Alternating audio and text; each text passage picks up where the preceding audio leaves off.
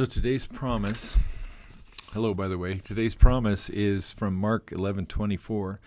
And I have to admit that this promise I have trouble with. I don't quite know how to take this. But we're going to read it anyway because it is a promise from God. And let's work it over a little bit, see what happens. It says, therefore I tell you, whatever you ask for in prayer, believe that you have received it, and it'll be yours.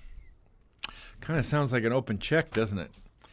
Whatever you ask for, believe that it's already yours, and you'll receive it.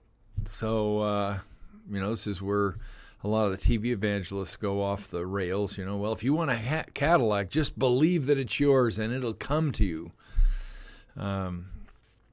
Maybe more likely be a Mercedes-Benz now, I don't know, but that's hard for me because, is God just a Santa Claus? In the context of this lesson, the context is that they had walked by, the disciples and Jesus had just walked by the fig tree that Jesus had cursed, and now it's completely dead. And they kind of comment about it to Jesus. They say, well, look, this fig tree you curse is dead. And then he launches into this prayer thing that, whatever you want, believe it. And so in the context of and of course the fig tree stands for the Jews, for Israel.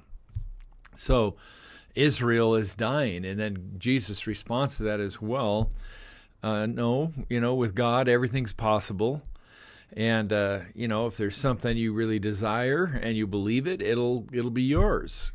Okay, so I think that's kind of the secret. First of all, the context is concern for the nation of Israel, which, many of us have. Then the idea is that they're thinking about some outside themselves. They're not thinking about, a new Cadillac. They're thinking about the people of Israel. And so here's the thing I think that happens when you're a Christian.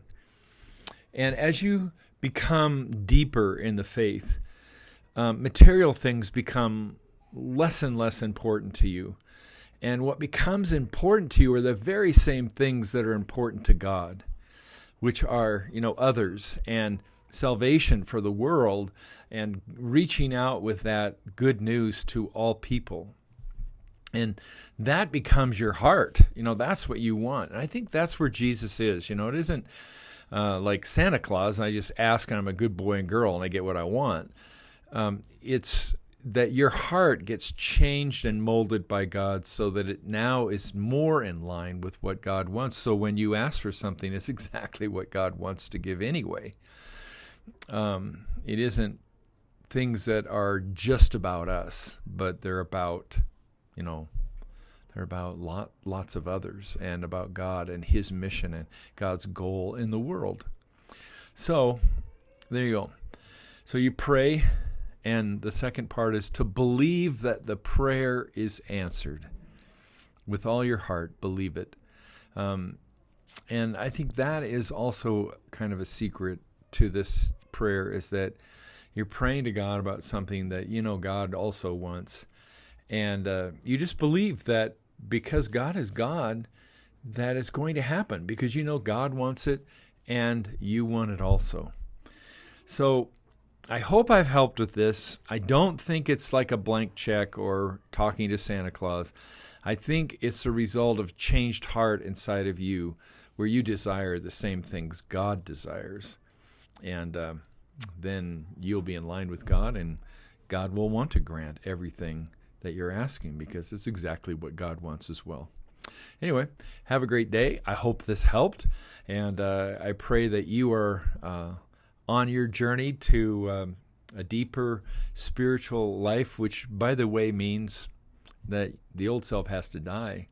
So a lot of bad things that happen to you can be God trying to strip away the life that isn't what He wants at all, isn't part of who He is. Okay, take care. God bless. See you tomorrow.